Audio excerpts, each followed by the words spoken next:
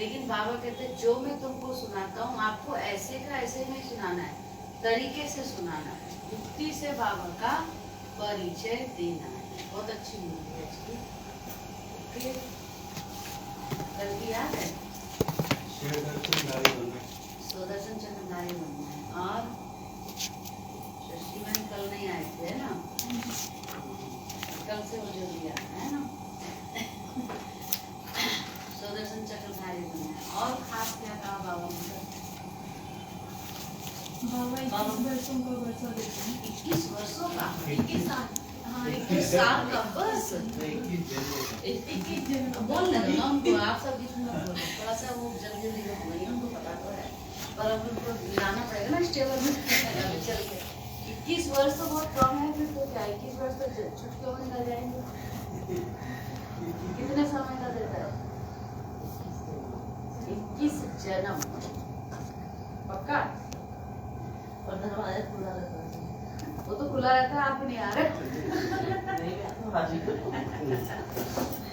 बाबा ने कहा ये भंडारा खुला सदा खोल के रखना है, इसको बंद नहीं करना, ठीक है। और हर एक के जीवन में दान देना, ध्यान रखो, रहम दिल बनकर के दान करना है, ज्ञान रत्नों का दान करना। अगर दुनिया का प्रसार करने से मेरे धर्म छोड़ बाप को ज्ञान करना है। हाँ, कौन क्या करता है, शंकर जी के गले में माला क्यों है, शंकर जी को नीला क्यों है, ये ब्रह्मा विष्णु शंकर क्या करता है, इन सबों में हमको नहीं जाना। हम ब्रह्मा विष्णु शंकर की तो छोड़ो, हम तो बहुत सारी बातों में चले जाते हैं। बाबा ने कहा ब्रह्मा विष्णु शंकर में भी नहीं जाना है ना, तो फिर हम इसमें क्यों जाते हैं, दीदी क्या करती है। ध्यान रखो कि रोटी भी खिलाई बाबा ने। हाँ, तो रोटी खिलाने में बड़ा प्यार से खिलाना। और बाबा रोज रोटी खिलाता है आपको, नाश्ता कराता है स्पेशल, ठीक है। बिंदु को बिंदी लगानी। हाँ, बिंदु बन के बिंदी लगानी। 18 मार्च 2023 की साकार मधुर मास है। आज बाबा बोले मीठे बच्चे, मोस्ट बिलवेड बाप का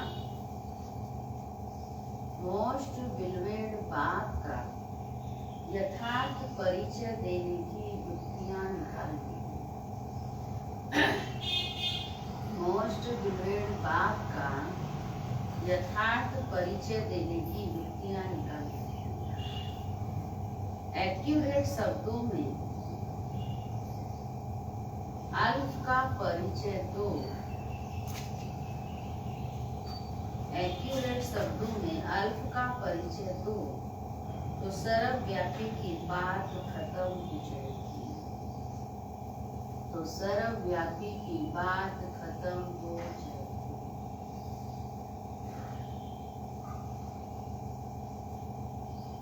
प्रश्न है, अविनाशी ज्ञान रतन चुगने वाले बच्चों का फर्ज क्या है? अविनाशी ज्ञान रत्नों पर ज्ञान रतन चुगने वाले बच्चों का फर्ज क्या है? रतन कौन चुगता है? हंस। आप कौन हो? कहाँ बैठे हो? हंस भवन में है ना? तो हंस भवन के होली हंसों का फर्ज क्या है बताइए? हम बाबा की श्रीमत में हमेशा सर्विस में लगातार लगे रहना चाहिए और उनकी श्रीमत पे चलना चाहिए। उनके बताए हुए जितने भी बाबा हमें ज्ञान रतन देते हैं उनमें चलना धारण करके बाकियों को भी और अपना। और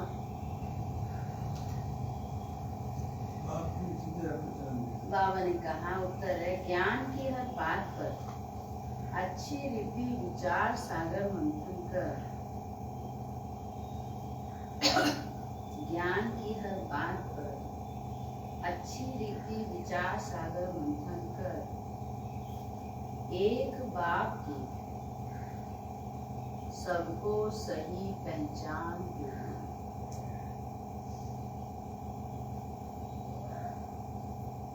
ज्ञान की हर बात पर अच्छी रीति विचार सागर मंथन कर। एक बाप की सबको सही पहचान देना। पुण्य आत्मा बनाने वाले के साथ साथ पाप पापात्मा किसने बनाया, यह भी समझ देना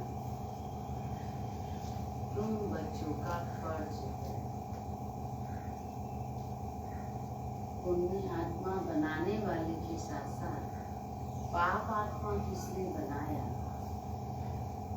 यह समझ देना भी तुम बच्चों का फर्ज है। सबको रावण के बेर चुगने से बचाए, ज्ञान रतन चुगा नहीं। बहुत बेर चुगी, बेर चुग चुग के तो बैर भावना आ गई। पुण्य आत्मा बनाने वाले के साथ साथ पाप आत्मा किसने बनाया, ये समझ देना तुम बच्चों का फर्ज है। सबको रावण के बेर चुगने से बजाय ज्ञान रतन चुगने का। रावण के बेर है और शिव बाबा के ज्ञान रतन है, वो तुमको चुगने। सर्विस की भिन्न भिन्न युक्तियां निकालते हैं।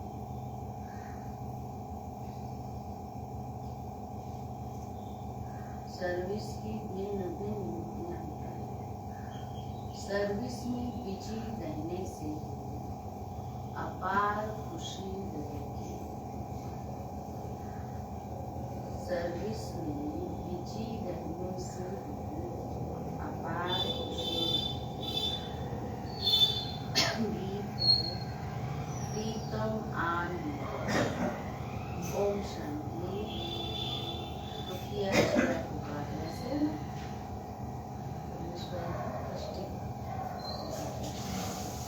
ओम शांति। बाप परम पिता को हमेशा रचयिता कहा जाता है। मनुष्य कह देते या पशु पक्षी आदि सारी रचना वही रचते हैं, परंतु समझाना चाहिए। पहले पहले मनुष्यों की बात तो समझो। इसलिए जब हम सुनाते हैं उनको सारे 84 जन्मों की कहानी, तो वो सीधा कहते जीव जंतुओं का क्या हाल चाल। क्योंकि अभी तक तो यही सोचते थे हम कहाँ कीट पतंगे क्या क्या बनेंगे। अब कहते हैं हम मनुष्य आत्मा से 84 जन्म लेते हैं, मनुष्य आत्मा देव आत्मा होती है, मनुष्य आत्मा कैसे कैसे पाठ लेकर वो तो पूछते हैं। तो उनका क्या है, तो उस समय क्या करो। अभी पहले अपनी बात तो समझ लो, फिर औरों के बारे में सोच लो। कईयों का होता है ना, अधिकतर अपनी फिक्र करेंगे नहीं, औरों की करेंगे। अपनी फिक्र मतलब अपने को आगे बढ़ाने का, ऊंच बनाने का, ध्यान देने का। अपना कुछ भी ऊंच नीच करते रहेंगे और दूसरे पर नजर रखेंगे। तो बाबा कहते अपनी फिक्र करो ना, अपना आप भला करोगे तो आपके द्वारा दूसरों का भला तो हो ही जाएगा। तो इसलिए बाबा कहते पहले मनुष्य की बात तो समझो। परम पिता जो रचता है वो मनुष्य सृष्टि कैसे रचते हैं। मनुष्य ही उनको बाप कहकर बुलाते हैं कि दुखी है। सभी उसे रचयिता को याद करते हैं। तो पहले पहले ये समझाना है कि मनुष्य सृष्टि का रचयिता कौन है। वह रचयिता ही सबका बाप ठहरा। पहले पहले बाप का परिचय देना है। आत्मा को ना जानना, आत्मा को ना अपना ना बाप का परिचय। इस समय बाबा कहते हैं अपने को कोई नहीं जानता है, तो ना आत्मा को जानते हैं ना बाप को जानते हैं। तो आपको सबको पहले क्या करना है, आत्मा का और परमात्मा का परिचय देना है। उसके बाद मेडिटेशन में बिठा देना है। अभी वो समय नहीं है कि आप ज्यादा उनको दूसरी बातों में विस्तार में ले जाओ। वो बाबा कहते हैं आपको पहले उनको आत्मा का परिचय और बाप का परिचय देना है। अगर अहम आत्मा का परिचय हो तो समझें कि हम किसकी संतान हैं। हम किसकी संतान हैं, परम पिता परमात्मा की संतान है। वह बाप रचयिता है, तो जरूर पहले पहले मनुष्य सृष्टि रचते होंगे। वह नई दुनिया अथवा स्वर्ग होगी। बाप जरूर स्वर्ग ही रचेंगे। बाप दुख के लिए रचना रचेंगे तो हो ही नहीं सकता। जबकि हम उसे बाप के बच्चे हैं। जो बाप स्वर्ग रचता है तो हम भी कहाँ होने चाहिए, परम धाम में, स्वर्ग में होने चाहिए ना। परम धाम तो सबको मिलेगा। बाबा कहते परम धाम में ज्यादा समय नहीं बैठ पाओगे ना, ज्यादा बैठना है बिना कर्म के ज्यादा समय रहना है, ये कर्म है ना, तो उसकी सृष्टि पर आना पड़ेगा। तो इसलिए बाबा ने कहा बाप स्वर्ग का रचता है तो हमें कहाँ होना चाहिए, स्वर्ग में ही होना चाहिए या परम धाम में होना चाहिए। पूछ लिया बाबा ने, बताओ कहाँ होना चाहिए। होना तो वह स्वर्ग भी होना चाहिए। बस तो फिर होना तो चाहिए, मतलब ये तो वर्ड तो क्यों मैं आया? मैं अपना तो पूछ रही हूँ ना तो पहले से। डाउट में आ गया ना, तो वर्ड डाउट है। बाबा कहते परंतु हमको तो यहाँ पाठ बनाने आना पड़ता है ना, तो यह है विचार सागर मंथन करने की युक्तियाँ। जितना समय मिले तो यही विचार सागर मंथन करना है। साधु संत आदि कोई भी यथार्थ रूपी बात को जानते नहीं है। जरूर रचेता स्वर्ग ही रचेंगे ना, तो फिर सब आत्मा निर्वाण धाम में होनी चाहिए। वह निर्वाण धाम है हम सब आत्माओं का घर, जहाँ बाप भी रहते हैं। तुम बच्चों को बेहद के बाप से बुद्धि योग जोड़ने के लिए मेहनत करनी है, मेहनत करनी पड़ती है। योग ना होने के कारण ही फिर मनुष्य से पाप होते हैं, या धारणा नहीं हो सकती है। बाप को याद ही नहीं करते हैं। भगवान को एक ही है, वह है मोस्ट बिलीवेड स्वर्ग का रचयिता। वहाँ बहुत सुख है, यहाँ दुख होने के कारण ही भगवान को याद करते हैं। बाप बच्चों को सुख के लिए ही जन्म देते हैं। सत्युग त्रेता को कहा ही जाता है सुख धाम, अभी है कलयुग, इनके बाद फिर सत्युग आना है, तो जरूर बाप को भी आना चाहिए। तभी तो सत्युग में ले जाने के लिए हमको तैयार करेगा ना। तो बाबा ने हमको अपना बनाया है, तो स्वर्ग तो उसको देना ही है, सत्युग में तो ले जाएगा। ऐसे से विचार सागर मंथन कर फिर कोई को बैठ समझाना चाहिए। पहले खुद मन चिंतन करो, खुद अच्छी रीति समझो, फिर औरों को अच्छी तरह समझाना चाहिए। यहाँ तुमको बाप का परिचय मिलता है बाप के द्वारा। मनुष्य उस मोस्ट बिलीवेड बाप को जानते ही नहीं है। बाप को जानते ही नहीं तो अपने को उसके बच्चे भी नहीं समझते हैं। हमने बाप को जाना है तो उनको याद करते हैं। वह बेहद का बाप है सभी आत्माओं का। वह निराकार इस साकार प्रजापिता द्वारा रचना रचते हैं। प्रजापिता ब्रह्मा है, ब्राह्मण ब्राह्मणा भी है, तो जरूर प्रजापिता ब्रह्मा का बाप कौन होगा?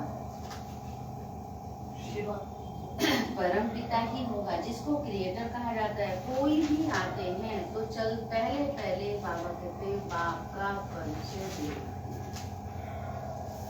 कोई भी नया आता है, कल बाबा ने कहा बड़े प्यार से हर एक को संभालना है। आज बाबा यही सिखाता है, कहाँ से शुरू करना है? चाय पानी पकौड़ों से।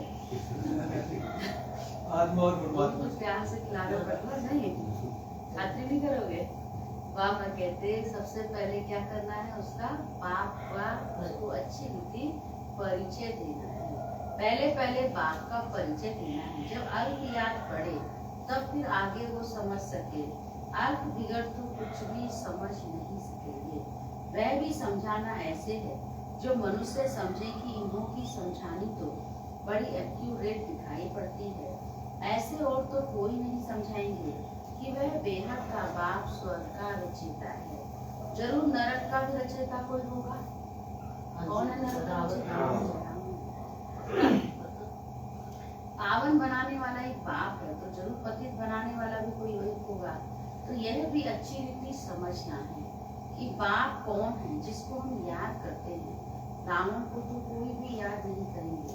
मनुष्य तो ना पावन बनाने वाले राम परमात्मा को जानते हैं और ना पतित बनाने वाले रावण को ही जानते हैं। बिल्कुल ही अनजान है। फार्म भराने के समय भी पहले बाप का परिचय देना है। तुम्हारी आत्मा का बाप कौन है, यह प्रश्न और कोई भी पूछ नहीं सकता। तो बाबा कहते यह किसको पूछना है? आपको ही पूछना है, उनको समझाना है। आत्मा तो हर एक मनुष्य में है। जीव आत्मा, पाप आत्मा, पुण्य आत्मा कहा जाता है ना। पुण्य आत्मा तो कौन बनाते हैं हमको? बाप ही बनाते हैं। फिर इनको पाप आत्मा कौन बनाते हैं?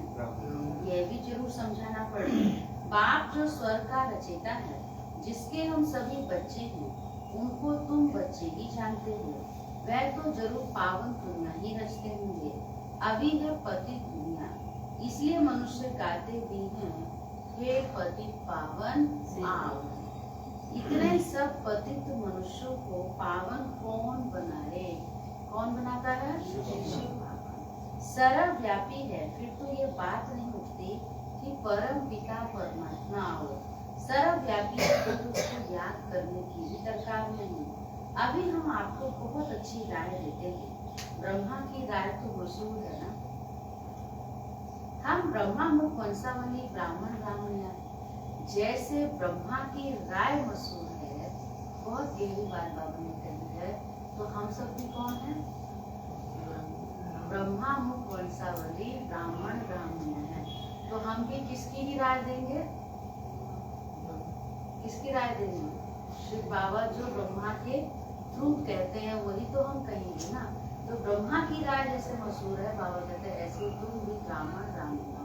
लेकिन कौन से ब्राह्मण ब्राह्मण हैं? जो पक्के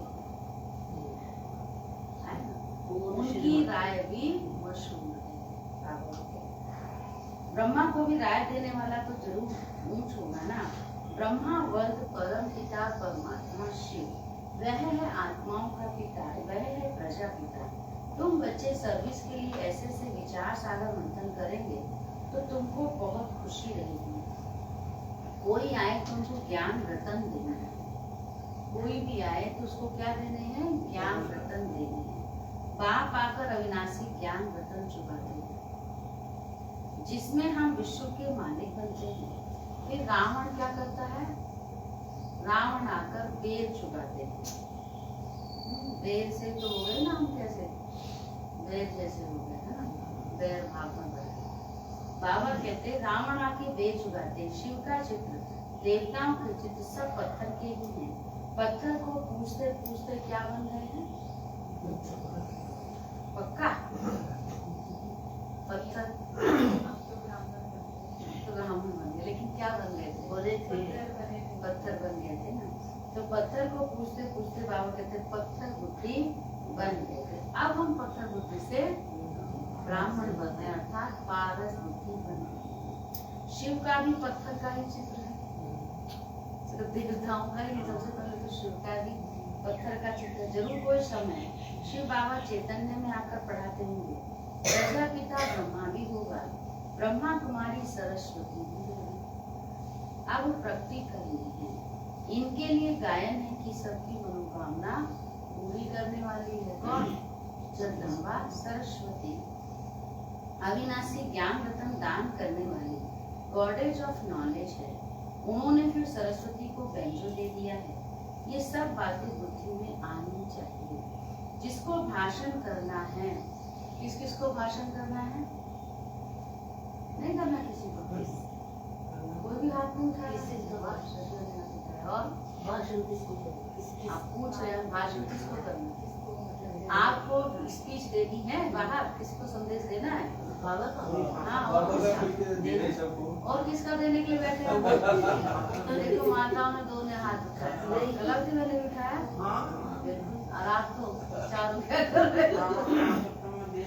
माताओं के सिर पे कलश रखा है ना। हाँ? आपने हमारे दिमाग में दूसरा आ गया। दूसरा कौन सा? नेताजी वाला? वैसे आगे लगी। बाबा या नेता वाली बात थोड़ी करेगा। बाबा या नेता वाली बात थोड़ी करेगा। बाबा ने शब्द आप बैठे कहाँ? बाबा का ज्ञान सुनाओ तो बाबा बात ने होती है। इसी के लिए तो बोल रहा है ना बाबा बाबा। बोलना हमने सोचा हम समझ नहीं पाए। नहीं समझ पाए तो पूछना चाहिए ना। अगर हम नहीं पूछते कौन करेगा तो आप तो वो चीज समझ के बैठ जाते। इसीलिए चीजों में समझ में नहीं आती, उसको पूछना है, गलत नहीं उठाना है ना। कल बाबा ने कहा बाबा तुम्हें ज्ञान की रोटी खिलाता है, तो किसने कहा यार रोटी सब उसको रोज मिलनी चाहिए? समझ में नहीं आई ना बात उसको, कौन सी रोटी? कौन सा? बाबा ने कहा सदा भंडारा खुला रहना चाहिए। तो फिर बोला कि बाबा का भंडारा तो सदा खुला रहना चाहिए, तो रोज भंडारे होने चाहिए। तो कौन से भंडारे? भोजन, ज्ञान का लेकिन एक बात सत्य है, जो सत्संग सुनाते हैं वो सरल भाषा होती है। जो हमारी मुरली है ना, गांव में नहीं समझ पाएंगे तो। बहुत अच्छी समझती है हमारी माताएं गाँव की। आप ऐसे मत कहिए, आप हम गाँव में रहते हैं दिन भर। अब हमें समझ आने लगा। नहीं, तो आप इसका मतलब नहीं, गांव की माताएं बहुत अच्छे से समझती हैं। नहीं, अभी हम देख रहे हैं ना मांडी में, इतने अच्छे से मुरली को कैच कर रही हैं, इतने अच्छे से समझ रही हैं, हर बात को समझ रही हैं। और कहने में गांव की है, अनपढ़ है, अपना नाम लिखना नहीं जानती हैं, और बाबा की मुरली को समझ रही हैं। बुद्धि हमारी एकाग्र होगी तो गांव और शहर से कुछ लेना देना नहीं है, अनपढ़ पढ़े से कुछ लेना देना नहीं है। ये ज्ञान से आप जिस चीज के लिए जागृत होगे, सचेत होगे, जिस चीज की अंदर से आपको जिज्ञासा होगी ना, उसको आप कोई भी समझ सकता है, चाहे कोई अनपढ़ क्यों ना हो। बाबा ने तो ये बात, यहाँ तो बाबा ने उस पढ़ाई लिखाई का महत्व दिया ही नहीं है। यहाँ तो जिसने बाप, आजकल वही तो कह रहा है ना, जिसने बाप को समझ लिया वो बाबा की हर बात को समझेगा। जिसको बाबा पर निश्चय हो गया वो हर बात को अच्छे से समझ सकता है, सहज समझ सकता है। मुख्य रूप से है बाबा पर निश्चय करना। दीदी यही एक पॉइंट आपके मतलब परसों वो जो आती ना वो उन्होंने बोला मुझे आप कह रहे थे समझा रही हो, तो वो कह रहे मुझे बिल्कुल भी कुछ समझ का सब आएगा धीरे धीरे। जब हम निश्चय कर लेंगे, जब हम सुनेंगे ध्यान से, तो फिर हमें समझ आनी चाहिए। बस वो गाँव की एक माता है। हाँ तो इसे तो रोज बाबा पढ़ा रहा है ना, बच्चों को तो पक्का बना रहा ये है। शब्दों के लिए बोल रहा है कि ये ठीक है, देखो बच्चों का सर्टिफिकेट मिला है। डिफिकल्ट शब्द है नहीं वो नई बच्ची है, ज्यादा समय नहीं हुआ, 1 साल भी हुआ ना, नहीं 2-2.5 साल हो गए। देखो, और आपको कितना हो गया? 12 तो हो गया होगा। पढ़े लिखे हाँ, नहीं 8-10 दीदी मेरे और अभी 12 साल से आप आपको बाबा की मुरली समझ में नहीं आ रही है। इसी हमको साल आ रही थी, मैंने दीदी इसी साल सितंबर सबसे अगस्त में आई, मैं तो 7-8 महीने हुए 7-8 महीने की हुए तो दो नशा चढ़ गए। इससे तो मैं तो बहुत नया बच्चा भाषण करते हैं, देखो ये थोड़ा या दीदी के साथ में थोड़ा अननोन बन जाता है। दीदी अब आगे में कहते वैसे हैं ही कह गुरु के रहा साथ में थोड़ा सा वो हो जाता है ऐसे। भक्त उनका है, गुरुओं का, उनका एक सरल भाषा का होता है, लेकिन इसे जो एक बार समझ गया ना वहाँ तो भाषा है ही नहीं, वहाँ तो शास्त्र पढ़ के सुनाते हाँ हैं। वो भी है। वहाँ तो कोई अपनी उसमें सुनाता ही नहीं है, वो तो जो शास्त्र सब वही बार बार वही चलता रहता है ना, तो वो तो है ही नहीं। बाबा तो बाबा से तो उनकी बराबरी कर ही नहीं सकते। जो ये कहते हैं ना, जैसे यहाँ है वैसे वहाँ भी है, जैसे वहाँ है वैसे यहाँ भी है। मैं अंदर समझ जाती हूँ, भले कुछ नहीं कहती और अंदर समझ जाती है, इसको बाबा पूरा निश्चय नहीं है। जिसने बाबा को अच्छे से पहचान लिया ना, अच्छे से, वो कहीं और से बाबा की तुलना कर ही नहीं सकता। सही है सबसे डिफरेंट। हाँ, अगर आप तुलना कर रहे हो कि जैसे वहाँ वैसे यहाँ है, जैसे वहाँ आनंद आता है ऐसे यहाँ आनंद आता है, जैसे यहाँ आनंद आता है वैसे वहाँ आनंद आता है, उन्होंने बोला वो बोले इसका मतलब अच्छे से बाबा को नहीं पहचाना। वहाँ कन रस है, यहाँ जिसने बाबा को पहचान लिया वो अंदर ही नहीं। इन्होंने इनके बोलने का क्या है? ये मैं उनकी बात नहीं कर रही, मैं जनरल बात कर रही हूँ। आप उनकी बात उनको अच्छा दीदी देखो एक बात और मैं बोलूँगा। बहुत पहले से जानती हूँ, आज क्यों जानती हूँ। अच्छा दीदी एक बात है और ना, वो तो अभी चिट चैट की बात चल रही है, उसको नहीं सुनते हैं। अब दीदी सुनो, अव्यक्त नहीं ये मेरा संज्ञान से सुनो कर, अव्यक्त मुरली बहुत डिफिकल्ट नहीं समझ वो मुझे अभी तक भी मैं बहुत कोशिश अपनी सारी लैंग्वेज ध्यान लगाती हूँ, तो अब धीरे धीरे धीरे धीरे अव्यक्त मुरली को समझने के लिए तो अव्यक्त स्थिति चाहिए, तो अच्छी बात। अव्यक्त मुरली कीजिए समझ में आती है, उसके लिए हमारी स्थिति अच्छी चाहिए। जोड़ी तो होता है वो। माला घुमाते हैं बहुत उस दिन एडवांस आप किसी को समझ में आ जाती है, किसको थोड़ी मुश्किल आती है। मुझे वो इजी लगती है। तो आपकी स्थिति अच्छी है ना, इसलिए। नहीं स्थिति तो अच्छी नहीं है। चलो हर एक का अपना वो होता है, तो आप इसमें ज्यादा विस्तार से नहीं। अब रश्मि बहन कहेंगे मुझे अच्छे से अव्यक्त मुरली अगर आपको समझ में नहीं आती ना, आप 10 बार पढ़ो, 4 बार पढ़ो, ऐसे ही बस रोज रात को अव्यक्त मुरली का एक नियम बना लो कि मुझे एक पेज पढ़ के सुनना। अव्यक्त मुरली की किताब है 69 से लेकर 2016 तक की, जो भी आप कोई भी लो और रोज एक बुक अपने पास रख लो, 1 साल की मतलब, और उसको नियम बनाओ कि मुझे एक पेज, पूरी मुरली पढ़ लो तो बहुत अच्छी बात है, पर एक पेज भी मुझे रोज पढ़ के सुनो। जो अव्यक्त मुरली पर स्टडी करता है ना अच्छे से, वो कभी मार नहीं खा सकता, कोई भी मार खा सकता, सच्ची बात है ना। मुझे सबसे ज्यादा पता है कौन सा बोरिंग लगता है, वो जो गुलजार दीदी के वो नहीं होते, नहीं वो कौन से दीदी हैं जो बाबा मिलन करने के टाइम बोलते हैं, जिनमें 3 लैंग्वेज निकलती है, मतलब जैसे वो जब बोलते हैं तो उनका समझ ही नहीं आता मुझे। वही तो अव्यक्त मुरली एक भी वर्ड नहीं उनका, वो जो जब स्पीच देते हैं तब तो उनका समझ ही नहीं उस समय आवाज समझ नहीं आई। चलो अब मुरली सुनते हैं, ज्यादा विचार सागर मंथन वो अपने करते रहे। बाबा ने कहा है विचार टीचर से पूछे, जिसको भाषण करना हम है, अपने टीचर से पूछे। जिसको भाषण करना बाद में पूछो ना, क्या है ना दूसरे लोग डिस्टर्ब होते हैं। ठीक है, आप समझ रहे हो ना, आपने कल भी नोट किया होगा क्यों, क्योंकि दूसरों का सबका हर एक का अपना समय होता है। वो लोग कहते हैं हमको तो जल्दी होती है। तो बाबा ने कहा विचार सागर मंथन करना होता है, पहले भाषण लिखकर फिर रिफाइन करना चाहिए। बड़े बड़े स्पीकर जो होते हैं वो बहुत खबरदारी से बोलते हैं, बिल्कुल एक्यूरेट सुनाते हैं, जरा भी हिचका तो आगू चली जाएगी। तो जो रट्टे मारते जाते हैं ना वो हिचकते हैं। हमें रट्टे वाला नहीं बनना है, वो समझने वाला, जो अच्छे से समझते। बाबा कहते हैं बड़े बड़े सभाओं में आप कौन भाषण कर सकते हैं, उसके लिए बाबा ने पूछा था, है ना? तो कर सकते हैं, कौन कर सकते हैं बड़े बड़े सभाओं में भाषण? तो बिल्कुल ध्यान जो अच्छे देख से के बिना। हाँ वही बाबा ने कहा, पढ़ के सुनाना क्या होता है, पहले से ही पूरी प्रैक्टिस करते हैं। यहाँ भी इतना बुद्धि में रहना चाहिए जो किसको बाप का परिचय दे सको, सर्विस करनी है। विकारी गुरुओं की जंजीरों में बहुत फंसे हुए हैं, वह कोई की सदगति तो कर नहीं सकते। पति पावन निराकार भगवान को ही कहा जाता है, सर्वव्यापी के ज्ञान से तो कोई की सदगति कोई भी नहीं है। पति पावन है एक शिव बाबा, उनको रुद्र भी कहा जाता है। रुद्र यज्ञ भी मशहूर है, इतना बड़ा यज्ञ और कोई भी रच नहीं सकता। रुद्र ज्ञान यज्ञ कितने वर्ष चलता है, ज्ञान सुनाते ही रहते हैं। यज्ञ जब रचते हैं तो उसमें शास्त्र भी रखते हैं, रामायण भागवत आदि की कथा सुनाते हैं, उसको रुद्र यज्ञ कहते हैं। वास्तव में बाबा कहते रुद्र यज्ञ है। यह यज्ञ तो बहुत समय चलता है, उन्हों का तो करके मास भर यज्ञ चलेगा, यह तो देखो कितना समय चलता है। इसमें जो भी सब पुरानी चीजें हैं वो सब खत्म होनी, ये सारी पुरानी दुनिया इसमें भस्म होनी है। कितना बड़ा यज्ञ है, ख्याल तो करो। आप और इसी यज्ञ में सारी पुरानी दुनिया की आहुति डलनी है। इसी यज्ञ से विनाश ज्वाला प्रज्वलित होती है। तो कितना जो कब से चला आया, 87 ईयर में चला ही आया है ना।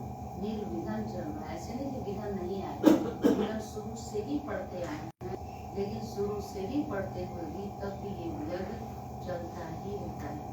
बहुत आत्मा जैसे कल बाबा ने कहा ट्रेटर का नाम लिया, बहुत ट्रेटर बन करके संकल्प करते हैं कि हम इसको बंद कर देंगे। हो सकता है बाबा का ही किसने स्थापन किया है, स्वयं भगवान ने स्थापन किया। तो यही यज्ञ बड़ा है, एक जरा ख्याल तो करो। जब सबके शरीर स्वाहा हो तब सभी आत्माएं वापिस परम धाम जाए। जब तक बाप ना आए तो पतित से पावन कैसे बने, माया की जंजीरों से लिबरेट कौन करे, कोई तो होना चाहिए ना। इसलिए खुद मालिक ही आते हैं, ऐसे नहीं कि सर्वव्यापी हो बैठ ज्ञान देते हैं, वह तो आते हैं, हम उनकी संतान होते हैं। वास्तव में तुम ही कौन हम, शिव बाबा के पोत्रे पोत्री हैं, पोत्रे के आत्मा रूपी को कौन पोत्रे। तो बाबा कहते तुम ही, अब वे बाप आया हुआ है, अपना परिचय दे रहे हैं, स्वर्ग की स्थापना हो रही है। हम हैं राज्य ऋषि, वह हटियो ऋषि। इस पर शायद एक कहानी भी सुनाते हैं कि फलाने ऋषि का वजन भारी है या राज ऋषि का वजन भारी है। वह है सब भक्ति मार्ग की बातें और यह है ज्ञान मार्ग की बातें। भक्ति और ज्ञान के तराजू की कुछ कथा है, इसका पता भारी है, भक्ति का या ज्ञान का। एक तरफ है सब भक्ति के साथ, सुनना बहुत अच्छी बात सुनाने जा रहे हैं बाबा। एक तरफ है सब भक्ति के साथ, दूसरी तरफ है ज्ञान की गीता। तो भारी कौन है, ज्ञान। भारी कौन है, ज्ञान। गीता हो जाती है। गीता किसकी है, राज ऋषियों की। हम सब कौन है, बाबा सुना रहे हैं, पर हमने सुनी ना। गीता किसकी है, राज ऋषियों की। हठी योगियों की क्या है, बहुत शास्त्र है। आगे ना जवाब, वहाँ की भाषा बहुत सहज। सहज क्या, वो शास्त्र पढ़ के सुना है ना। तो बाबा कहते हैं ये है हठी योगियों के बहुत शास्त्र है, और राजर्षियों की सिर्फ एक ही भूमिका है। एक तरफ वह सब डालो, दूसरी तरफ गीता डालो। वास्तव में वह भी कोई हमारी है नहीं, हमारी तो है ही ज्ञान की बात। गीता का भगवान आता ही है सब गति करने के लिए, तो बच्चों की बुद्धि में ये सब रहना चाहिए, फिर कोई समझे या ना समझे, अपना फर्ज है हर एक को समझाना। बाबा कहते मौत के समय सभी की आंखें खुलेंगी, अब तो बहुत खुल रही है, अभी और भी खुलेंगी, सबका मौत सामने खड़ा है। बाबा कहते मौत के समय सभी की आंखें खुलेंगी, इस ज्ञान यज्ञ में से ही विनाश ज्वाला निकली है। अब तुम पांडु का पति है, कौन? परम पिता परमात्मा। पतितों को पावन बनाने वाला है ही एक परमात्मा, ना कि श्री कृष्ण। वह तो प्रिंस है, उनको कोई गॉड फादर नहीं कहेंगे। फादर तब कहा जाता है जब बच्चे पैदा करते हैं। श्री कृष्ण तो खुद ही बच्चा है, तो उनको फादर कैसे कहा जाए? ला नहीं कहता। श्री कृष्ण के साथ फिर जोड़ी चाहिए, उनके बच्चे चाहिए, तब तो फादर कहा जाए ना, तो वह तो फिर गृहस्थी हो गया। यहाँ तो निराकार बाप बैठ ज्ञान देते हैं, वह कभी गृहस्थ में आते ही नहीं है, सदा पवित्र है। श्री कृष्ण तो माता के गर्भ से जन्म लेते हैं, तो उनको पति पावन कैसे कहेंगे? अभी तुम बच्चे जानते हो, परम पिता परमात्मा को प्रजापिता ब्रह्मा के घर में आना ही है। प्रजापिता तो जरूर यहाँ ही होना चाहिए ना, इसलिए उनका नाम ब्रह्मा रख कहते हैं कि मैं इस साधारण तन में प्रवेश करता हूँ। शिव जो है वो भी तो शिव और पार्वती तो एक फैमिली है, तो वो क्यों बोलते फिर वो बताएंगे वो आपको।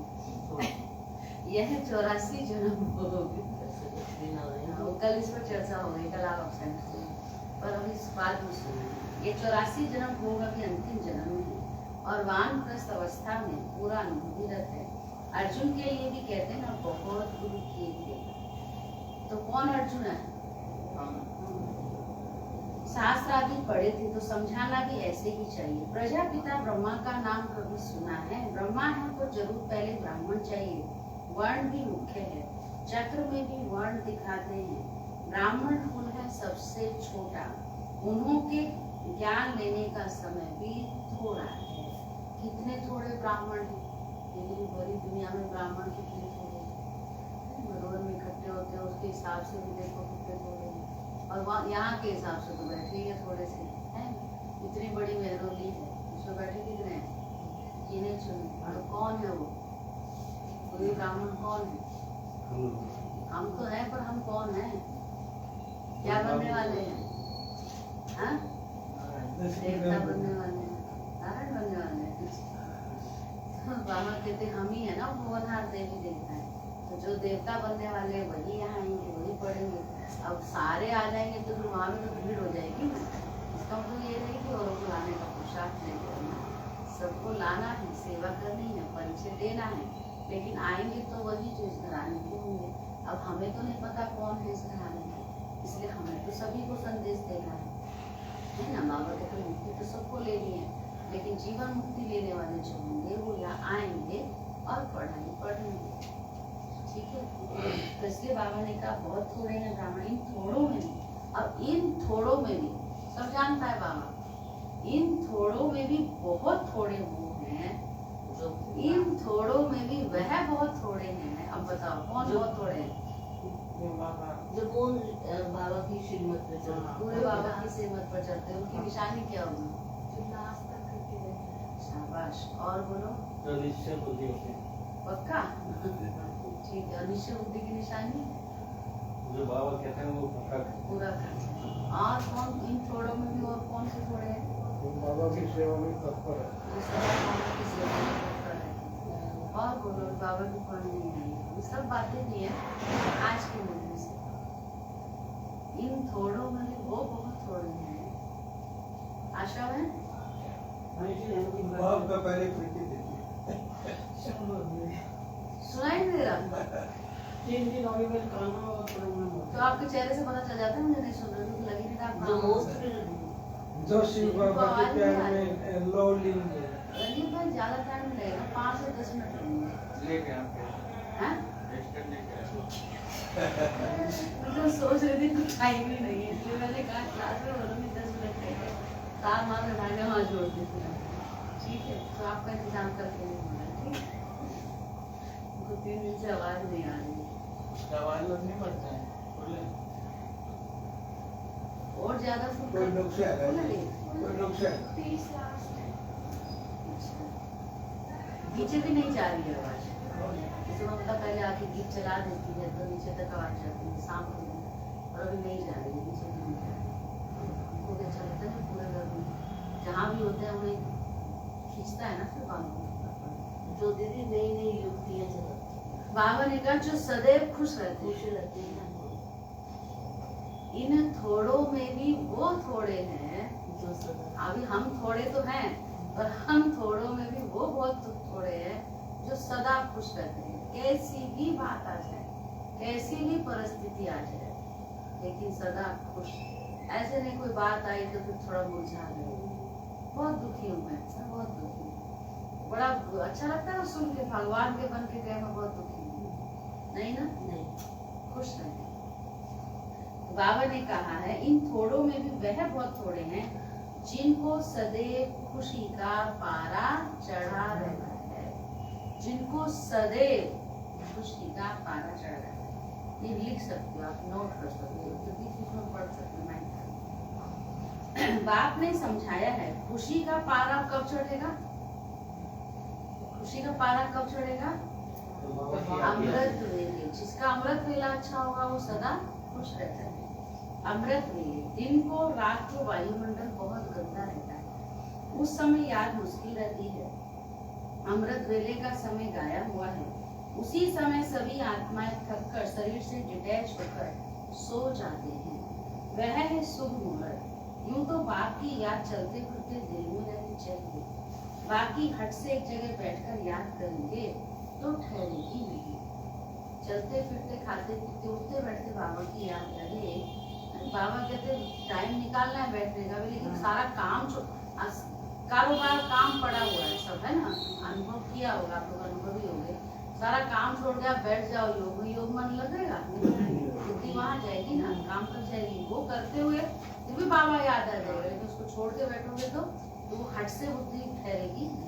हाँ, फ्री होके समेट करके बैठना वो भी अभ्यास करना है, लेकिन बाबा कहते हैं सारा समय तो नहीं बैठ सकते ना, इसलिए कर्म योगी करना है। बाकी हट से एक जगह बैठ याद करेंगे तो ठहरेगी नहीं। ऋषि मुनि भक्त लोग भी अमृत वेले उठ कीर्तन आरती करते हैं, क्योंकि उस समय शुद्ध वायुमंडल रहता है। तो कोई भी आए उनको समझाना है कि हम पढ़ रहे हैं, इसमें कोई अंधश्रद्धा की तो बात है ही नहीं। निराकार बाप टीचर के रूप से हमको सहज राजयोग सिखा रहे हैं, तो मनुष्य आश्रय खाएंगे। क्या आश्रय खाएंगे कि कौन पढ़ा रहा है हमको? स्वयं भगवान टीचर बनकर हमको पढ़ा रहे हैं। कि कैसे इनको निराकार पढ़ाते हैं? भगवान वाच भी बरोबर है, तो जरूर शरीर में आकर राजयोग सिखाया होगा। कोई शरीर का लोम दिया तो पहले युक्ति से बाप का परिचय देना चाहिए। सर्वव्यापी कहने से वर्षा क्या मिलेगा? जब तक भगवान के महावाक्य कानों पर ना पड़े तब तक कोई भी समझ नहीं सकते। भगवान है निराकार, ब्रह्मा है साकार, प्रजापिता, तुम हो ब्रह्मा कुमार कुमारियां। निराकार परमात्मा ब्रह्मा तन से पढ़ाते हैं। हमारा एम ऑब्जेक्ट है मनुष्य से देवता बनना। बाप का परिचय देंगे तो बाप की याद रहेगी। कोई लिखते हैं भगवान निराकार है, तो उनको समझाना चाहिए। कोई भी लिखते हैं कि हम जानते ही नहीं।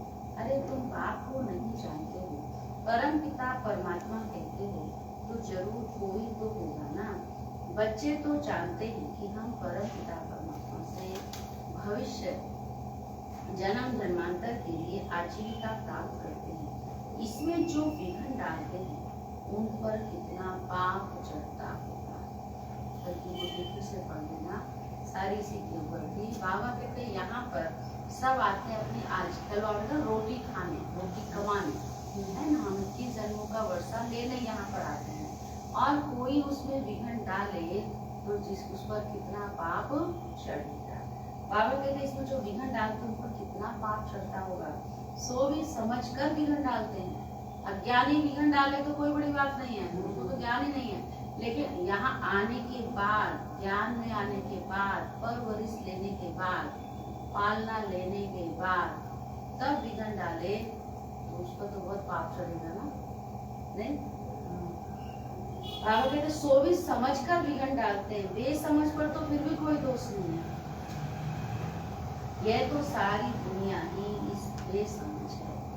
अच्छा, मीठे मीठे सीखी लदे बच्चों प्रति माता पिता बाप दादा का याद इसके एक एक अक्षर का अर्थ तुम बच्चे समझते हो, जानते हो ना हर अक्षर का अर्थ।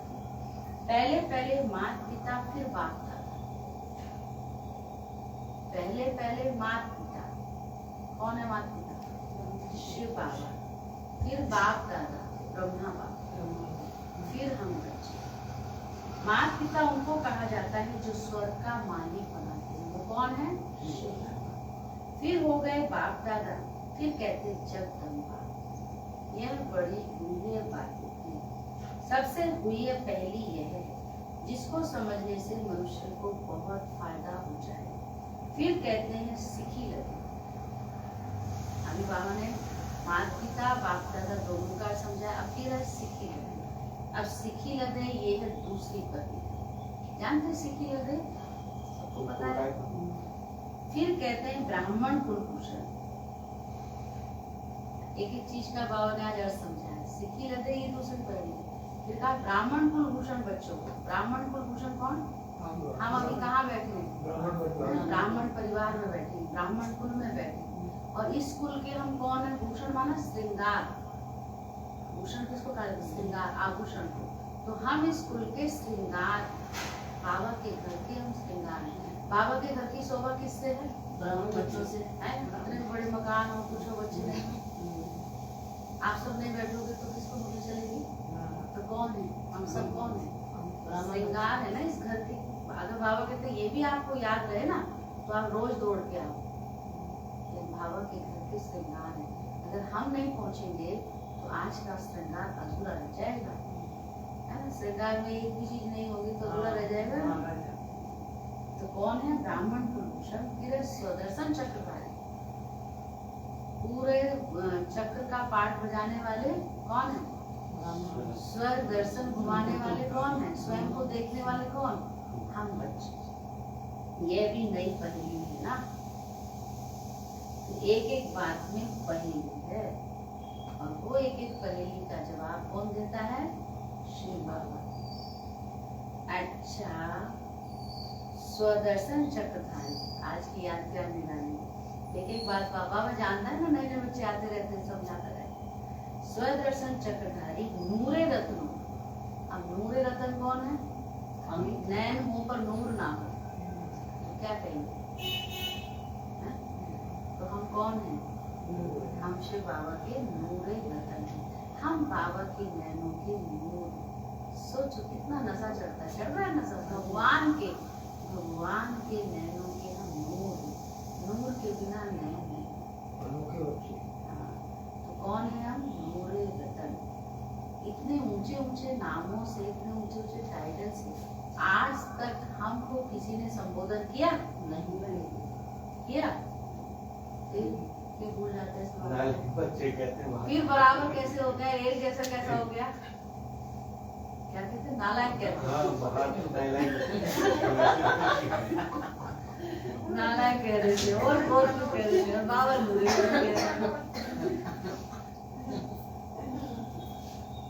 एक गुरुजी है, मतलब कभी कभी देख आ जाते हैं यूट्यूब पे। बड़ा उनका जो भाषण है ना, मतलब उनकी जो स्पीच है बड़े कड़क शब्दों में, स्पष्ट शब्दों में होती है। उनके मुख से भी कुछ ऐसे सुना, नालायको। तो कहते वो गुरु का प्यार है। वो जो नालायक कह रहे हैं ना, वो भी गुरु का प्यार है।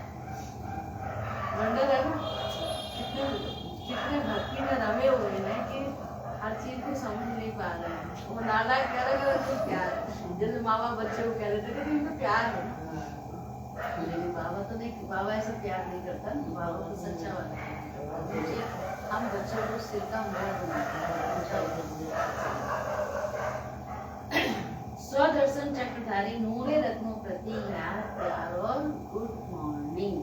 रूहानी बाप की रूहानी बच्चों को नमस्ते। हम रूहानी बच्चों की रूहानी बाप प्रकृति की गुड मॉर्निंग, नमस्ते। धारणा के लिए क्या कहा विशेष बाबा ने? हम बाबा के नूरे रत्न हैं। सदा खुश रहना है, हम बाबा के नूरे रत्न। आते भी बाबा ने संबोधन किया था रतन से। कौन से रतन बोला था? ज्ञान ज्ञान रतन शिवनी में ज्ञान रत्नों का दान करना है। हंस बैठे हो, आप कौन बैठे हो? हंस बैठे। और विचार मंथन करना, विचार सागर मंथन करना है। पहले बाप का प्रीति दिन है। बाबा ने कहा अल्प पर अच्छी तरह से समझाना, परिचय भी तरीके युक्ति से देना है ना। पहले जो मेन बात है वो बतानी है, नहीं आगे वाली बात नहीं बतानी है। क्योंकि आत्मा और परमात्मा पक्का करके फिर उनको योग में बैठाना है। जब उनको योग में बैठना आ जाएगा, अपने आप को बाप को समझ लेंगे, पहचान लेंगे, तो आगे की बातें अपने आप धीरे धीरे समझेंगे। बाबा कहते ये भी एक तरीका है, ठीक है। हम पहले से उनको अगर क्या कहेंगे, डॉक्टर पहले से ही कह दे कि दवाई बहुत बढ़नी है, ये इंजेक्शन बड़ा भारी है, वो लगवाएगा कोई? हाँ? आजकल कह देता है ये बीमारी ठीक नहीं हो रही। सुनकर ऊपर आ जाएगा पहले। लेकिन फिर भी अधिकतर जो अच्छा डॉक्टर होता है ना, कहता बस जरा सी देर लगेगी, सेकंड की बात है, कुछ भी नहीं। इंजेक्शन लगाते समय क्या कहेगा? इंजेक्शन लगाते समय क्या कहेगा? नहीं बहुत मुश्किल है, बहुत तकलीफ होगी, बस चुटकियों में हो जाएगा, पता भी नहीं चलेगा, बिल्कुल ठीक हो जाएगा, एकदम ऐसे हो जाएगा। वही डॉक्टर अच्छा होता है। तो अभी ऐसे हम भी तो मास्टर रूहानी सर्जन है ना, बाबा उनको अपने जैसा बनाता है। तो बाबा कहते हैं आपको भी बाबा का परिचय बड़ा युक्ति से देना है। आप पहले से कहोगे बहुत भारी है यहाँ के नियम मर्यादा, विचार पहले ही भारी हो जाएगा, आएगा ही नहीं।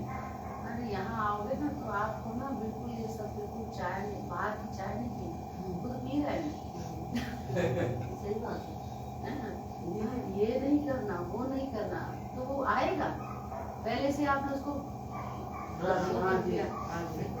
पहले आप बाबा का परिचय दो, आत्मा का ज्ञान दो, उसको योग लगाना सिखाओ। जब योग लगाना आ जाएगा तो अपने आप पावर हाउस से जब उसको पावर मिलनी शुरू हो जाएगी तो आप ये बुराई उसको छोड़ना नहीं पड़ता, वो अपने आप छूट जाती है। तो बाबा कहते हैं अच्छे वाले सर्जन बनो आप, वो वाले सर्जन मत बनो जो डराने वाले। डराने वाला सर्जन अच्छा नहीं होता है, लेकिन हल्का करने वाला सर्जन अच्छा होता है। कितनी भी बड़ी बीमारी हो, डॉक्टर के पास से आए, जो डॉक्टर कहता है अरे ये तो बस अभी 2 दिन 3 दिन की आप दवाई खाइए वो ठीक हो जाएंगे, बस जो ऐसे कहता है ना उसके अंदर हिम्मत आती है पेशेंट के अंदर, हाँ बस 3 दिन की बात है ठीक हो जाऊंगा। तो बाबा कहते हैं अभी दुनिया में तो सब पेशेंट ही तो है ना, तो उनको आपको क्या देना है? आज की आत्मा तो पेशेंट ही है ना, कितनी कमजोर हो गई। अब धारणा करने की अभी 3 दिन पहले बात हुई थी किसी के साथ, कहते जो बाबा के ब्राह्मण बच्चे हैं, ब्राह्मण मानना चाहिए बच्चे को, कई जो पक्के धारणा हो जिनको निकलना था वो निकल चुके। आजकल के इतने धारणा वाले नहीं आते।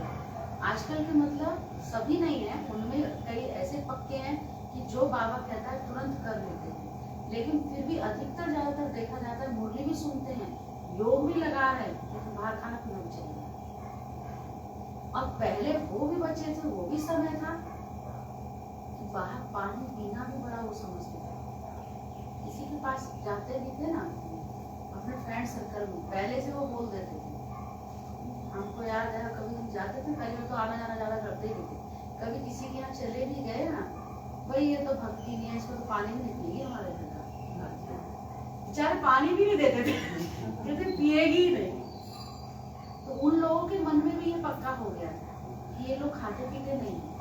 तो आजकल क्या है, चेंज है ना, तो समय बदल गया, आजकल आत्माओं में ताकत नहीं। फिर भी बाबा कहता फोटो में कोई ऐसे निकल रहे हैं तो बहुत पक्के निश्चय होती है, नहीं तो अधिकतर मेजोरिटी आज की आत्माओं की निशानी देखने में आ रही है।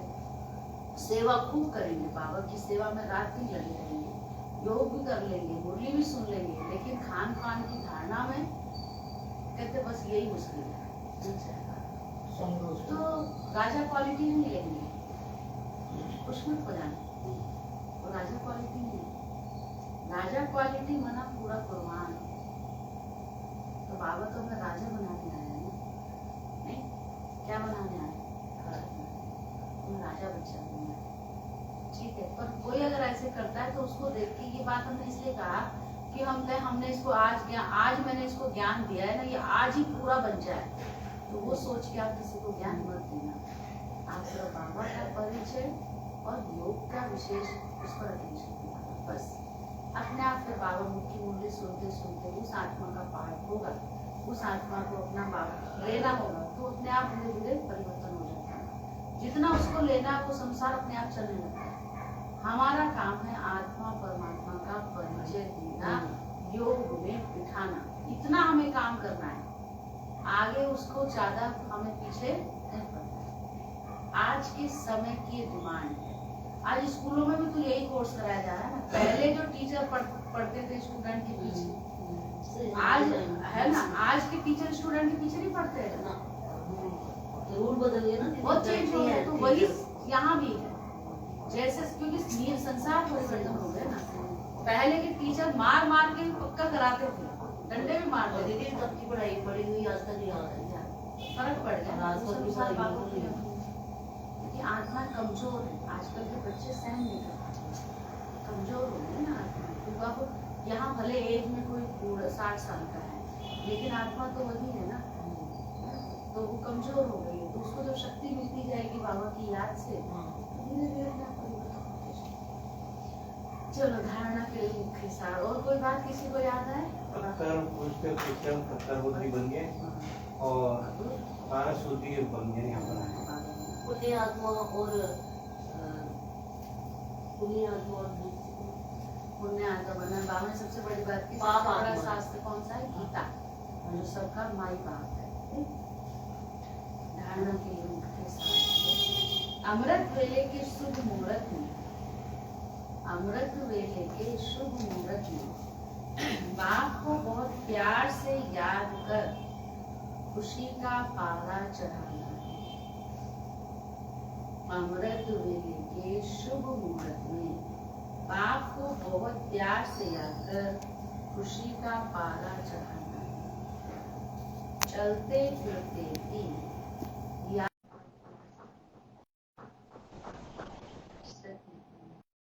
पाप कर्मों से बचने, पाप कर्मों से बचने व ज्ञान अच्छी धारणा करने के लिए एक बाप से मेहनत करें। पाप कर्मों से बचने व ज्ञान की अच्छी धारणा करने के लिए एक बाप से बिंदु रूप में स्थित है सार युक्त, बिंदु रूप में स्थित है सार युक्त स्वरूप का सदा समर्थ, बिंदु रूप में स्थित है सार युक्त योग स्वरूप का अनुभव करने वाले सदा कृष्ण मार्ग के टेढ़े रास्ते पर जाने के बजाय हर बात में बिंदु रूप में स्थित हो जाओ तो सार युक्त योग युक्त स्वरूप का अनुभव करें। इसमें गौड़ और कर्म सब समर्थ हो जाएंगे। बिना बिंदु बने विस्तार में गए और कर्म के समय और शक्तियां व्यर्थ गवा देंगे, क्योंकि जंगल से निकलना पड़ेगा। सरल कर्म बाबा सबकी डायमंड चाबी साथ, बाबा सबकी डायमंड चाबी साथ तो सरल खजाना कौन सी रहती है अपने पास? डायमंड की कौन सी है? बाबा मेरे साथ, मैं बाबा के साथ हूँ या बाबा मेरे साथ है? एक बात है, सदा बाबा को साथ। आवृत्ति सारांश है। अभी फाइनल समाप्ति का बिल्कुल नहीं बजा है, रुका हुआ है हमारे लिए, इसलिए औरों को पूरा इसकी विधि है वेस्ट अर्थात व्यर्थ को बचाओ। बचत का खाता, जमा का खाता बढ़ाते चलो, क्योंकि 63 जन्म से सभी खाते व्यर्थ गवा कर खत्म कर दिया। श्वास का, संकल्प का, समय का, गुणों का, शक्तियों का, ज्ञान का सब खजाने गवाए हैं। कितने खाते खाली हो गए, तो अब इन सभी